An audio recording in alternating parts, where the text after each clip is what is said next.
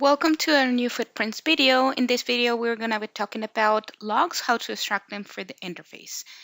In order to start with this, we're going to go to our administration page. On the left side, we have a column with all our system management tools. We're going to go ahead and select System Settings. Under System Settings, the last one is Server Configuration. We're going to go ahead and click on it. And we are going to be able to see that from this screen, we're going to go ahead and download the application logs, and we also have an open log viewer. It's more friendly than seeing it directly from the interface.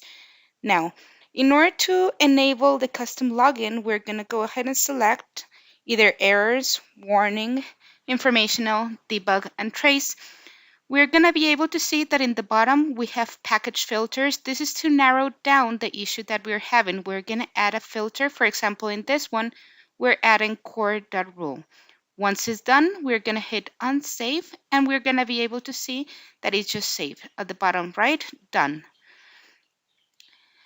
Our next thing that we're going to do, if you're able to see, replicating the issue, and we're going to click on download application log. It's going to show you a download.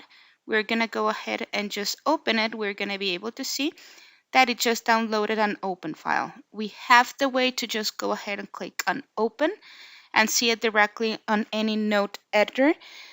We usually go down to the last of the log to see our last replication of the issue. It should contain more details of what it's happening, where's the issue coming from. It's really important to see them and, well, trace what's happening. Also, the other option that we have that it's a little bit more user-friendly is doing it from the open log viewer. We're going to go ahead and check the path where we have stored our logs that we just downloaded a minute ago. We're going to select the log, and we're going to be able to see it on the screen. It's a little bit more user-friendly. It contains less details, but it also works in case that we're troubleshooting any kind of issue.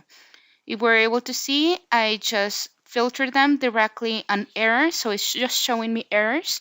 We can go ahead and also create a quick search if there's too many logs, and we're going to go ahead and check on something specific, or also filter them. This is the way to go ahead and see them directly on the interface. Thank you so much for watching.